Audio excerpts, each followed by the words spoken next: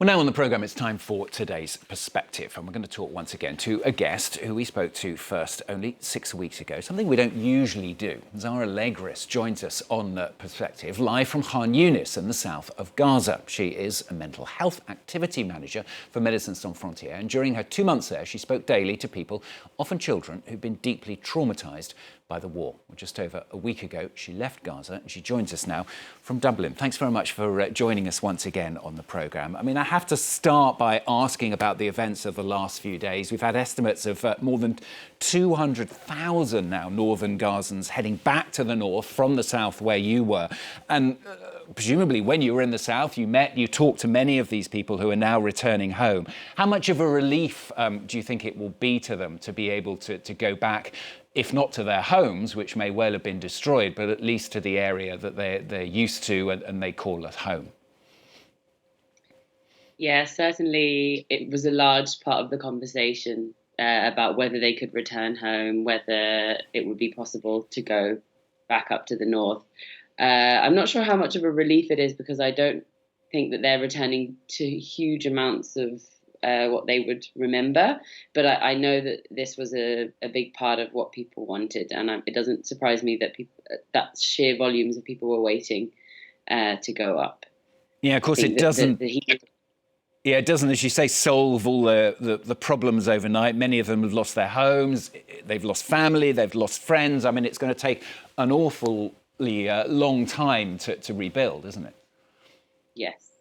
And I also think that the reconstruction is quite hard to imagine, not just in terms of the sheer volume, but also the ability to properly assess the damage that has been made. Because what I'm hearing from our teams on the ground is that there are a lot of unexploded devices that still remain in there. And then beyond that is also the time it would take and the cost, I suppose, to rebuild.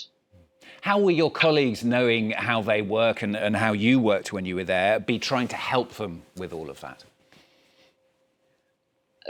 My area is more around the mental health side of things. Rebuilding is a bit beyond my capacity, but no, I know I mean in their minds, obviously.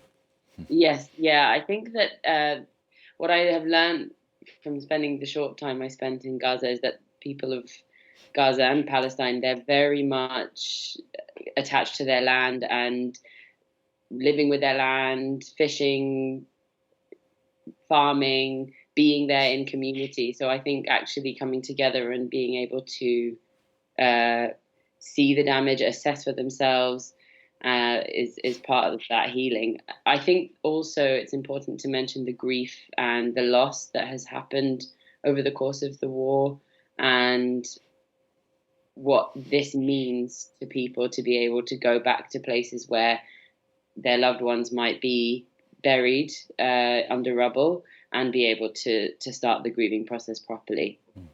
How much has the ceasefire helped people, do you think?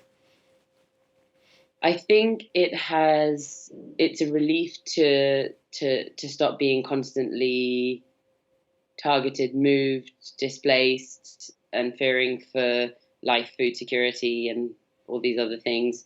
But I think it's also the beginning of a very difficult healing journey. I think it's now that people will really be able to process what indeed has happened, going from a more fight or flight existence, which they've been in for the last 15 months, to actually now feeling and assessing and going through the processes. So I think it's helped, and it is also the beginning of a difficult phase of things. And I know there's a story of one 14-year-old boy that's particularly significant that you wanted to tell us about.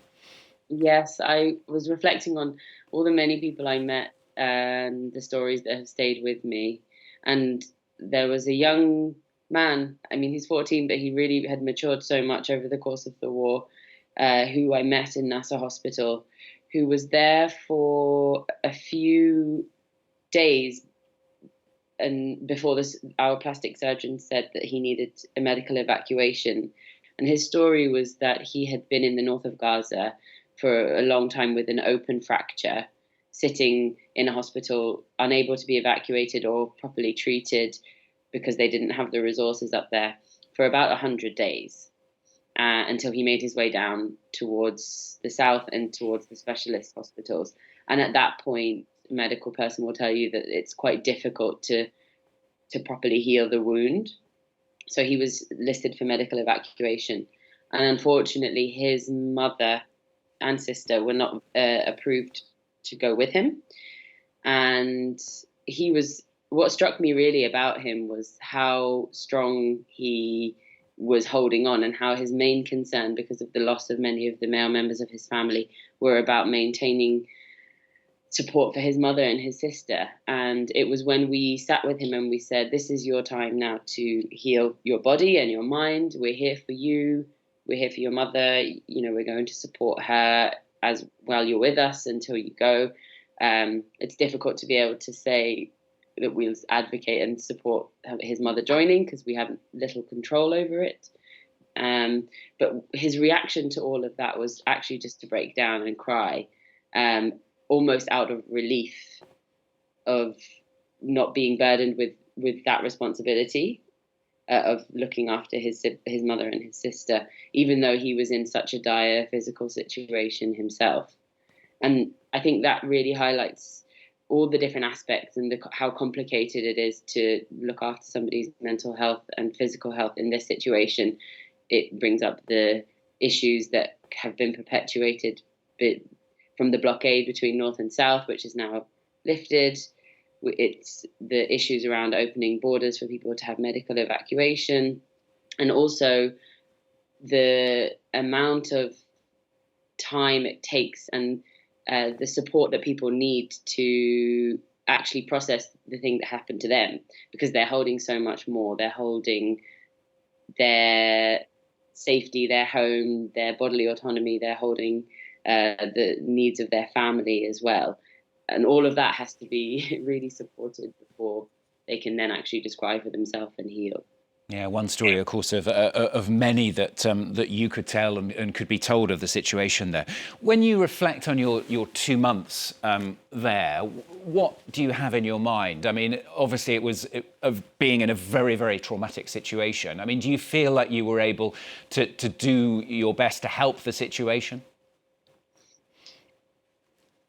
It's a good question. I think that I did my best. I was able to do my best, and we were able to do our best given the circumstances at the time of an ongoing conflict with, active violence. I think a lot actually about what it would be to work there now. And I think that there's a lot more that we could do for mental health and will need to be done in time. The ceasefire was announced about 24 hours after I left, and I was delighted.